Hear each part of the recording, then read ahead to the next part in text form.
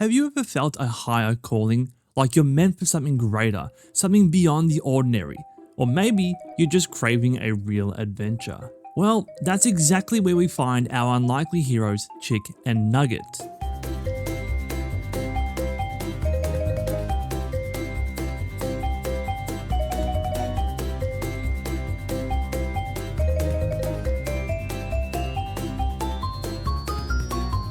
PaperKlay, a game developed solely by indie developer Kevin Andresson under the studio WhyKev, sees you control these unassuming heroes across ever-shifting landscapes that bend, fold, tear, rotate, and contort all around you. Now, PaperKlay sets out to capture the feeling of the classic 3D platformers from the golden ages. Think Banjo-Kazooie, Jak and Daxter, Spyro, and things within that realm. So how did it do? Well, good news, this game perfectly captures the essence and feelings of the classics, with some modern revisions to give you an incredibly creative and unforgettable experience. Let's get into it.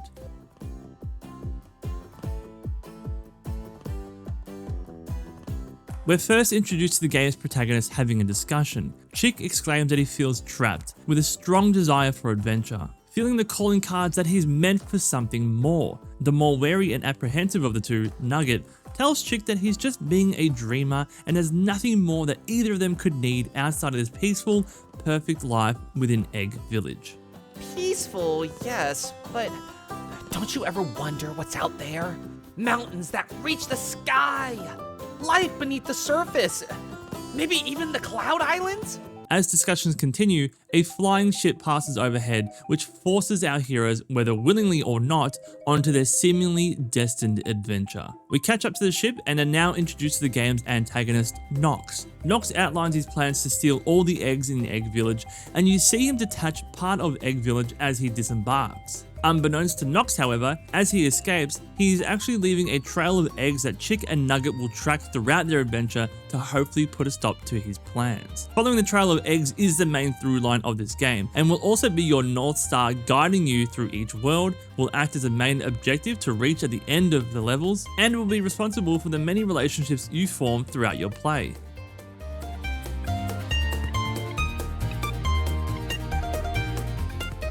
Now, anyone familiar with the 3D platformers is going to feel immediately at home here. Majority of your time in this game will be controlling Chick, who has several moves at his disposal.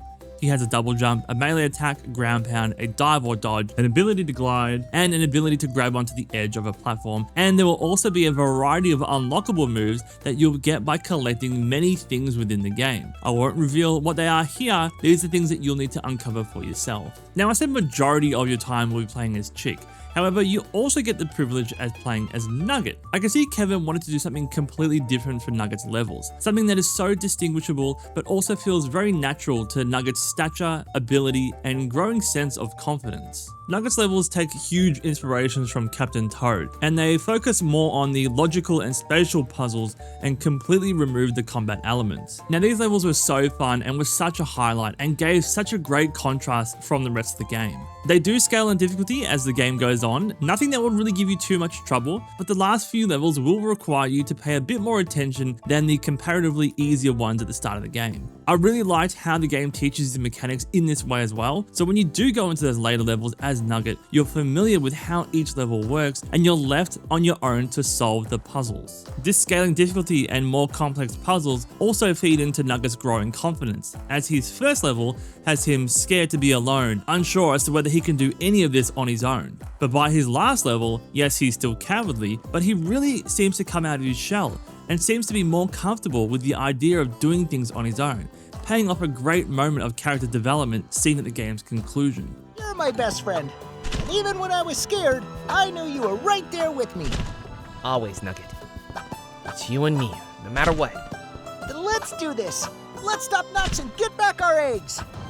With regards to the general level structure, you'll enter one of the main hub worlds in this game, and you'll notice that there are books scattered all around this area. Each book essentially acts as a portal or a gateway into a specific level. Now, each of these levels will have their own challenges within, with their own amount of buttons and orbs to collect, as well as an egg that will mark the level's conclusion. Now, thankfully, Kev has made it incredibly easy to keep track of which level you have done and how much of that level's collectibles you've gathered by either going up to the book itself and having it tell you, Or you can enter the start menu and scroll to any of the hub worlds at any time and look at any book to quickly track your progress. This means that if you are short on buttons to afford the next badge or ability upgrade, or even alternative costumes, you are easily able to sift through past levels at any time to find where the most amount of your missing buttons are. Now, it does seem like common sense, but this common sense approach is also healthily spread out through the rest of the game too, where on all facets, the game displays such an understanding of quality of life implementations that only leads to the game being more enjoyable. There are also these cute little hearts that each level gets once you collect everything, so you can quickly tell at a glance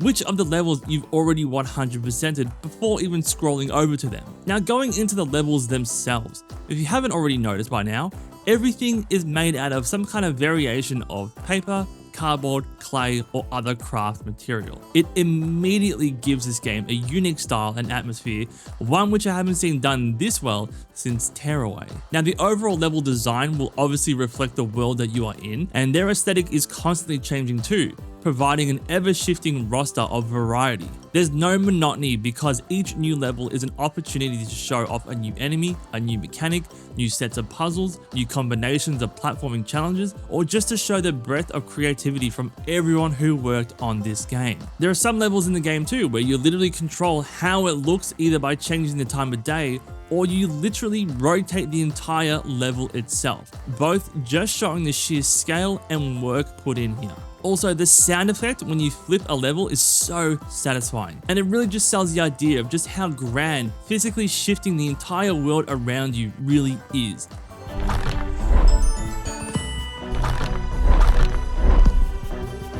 Each level or hub will house many things to do, which not only prevented any sense of repetitiveness seeping in, but it also affords players the choice to do whatever they want. You want to go ahead and collect eggs? By all means, the levels are there to do that. But there's also so much else to do. You can solve puzzles to unlock hidden areas, you can help the many voice-acted NPCs in whatever issues or predicaments that they find themselves in, you can do more logic puzzles as Nugget, or hell, just walk around and explore the areas to get all of the collectibles. And while speaking on the collectibles, the game does the collectibles so well. Collectibles are actually useful and contribute to something, which immediately gives you an incentive to collect them. Some games have collectibles where you just collect things to make a number go up. That's not fun for me. I want a reason to do the task. So in PaperKlay, getting more of these buttons will allow you to unlock new badges and costumes. But if you manage to get everything in the world, you actually get presented with additional challenge levels, only adding more content to your play. You are essentially rewarded for playing.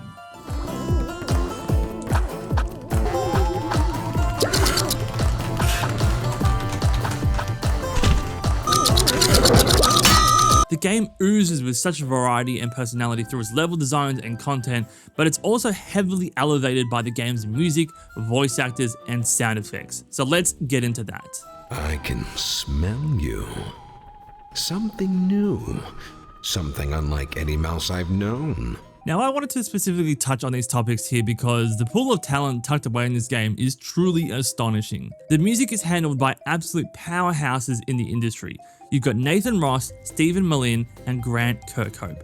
Ross not only brings an extensive background in composition, but has also crafted some of the game's most satisfying sound effects. Malin, an award-winning composer who has worked on Monster Sanctuary, The Bachelor, The Dr. Oz Show, and recently scored events like the Guerrilla Collective and the Indie IO Showcase. And then of course, there's Grant Kirkhope, a legend known for his work with Banjo-Kazooie, Donkey Kong 64, and Mario Rabbids. The soundtrack and effects in the game expertly elevate scenes of tension, sadness, and triumph, but it also doesn't overpower or overwhelm the player either.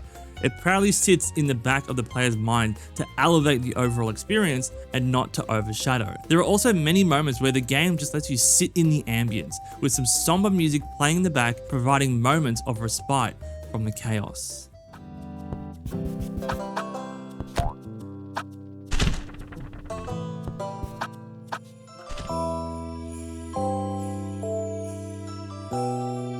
If I had to pick one of my favorite songs, it'd be from the Skull Islands.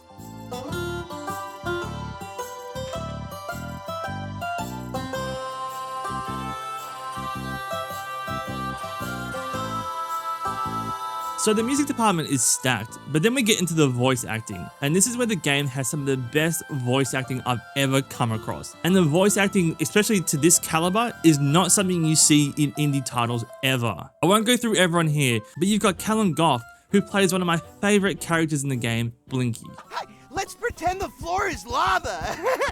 The rules are simple. Hop onto those buttons and light them up. But remember, no touching the ground. It's lava! Please. Nobody wants to play anymore. You've also got Kevin Miller, who was the voice actor for Sly Cooper himself, voicing the game's antagonist, Nox. What? A trail of eggs? I thought you knew! Maybe it's not so small after all. No matter.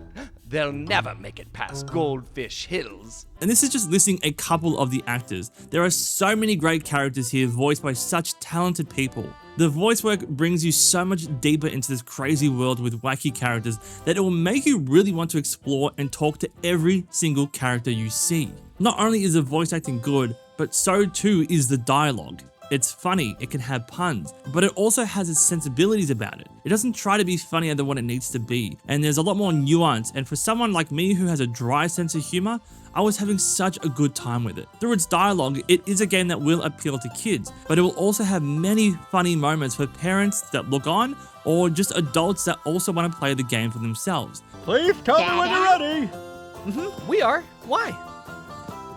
I don't lost, one kid. But if we leave fast enough, I won't be able to confirm it.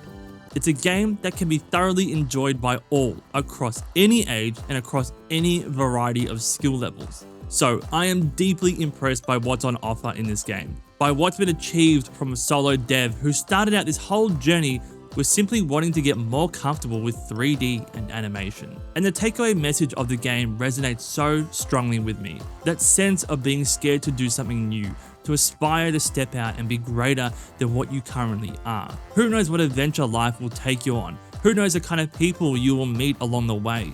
But the most important thing is that you take that step out and have a go. If you can't already tell, I absolutely loved everything about this game. So much so that I've purchased 3 copies out of my own pocket to do a giveaway so more people can play this gem. Now, if you are interested in winning one of the 3 Steam copies of this game, head over to my Twitter, link to that post is in the description below, follow the instructions and go into a draw to win. And lastly, I would also like to thank Kev for not only making the game, but providing me with a review code for the game. There is a bright future for this man in the gaming industry, and I cannot wait to see the next stop on his adventure.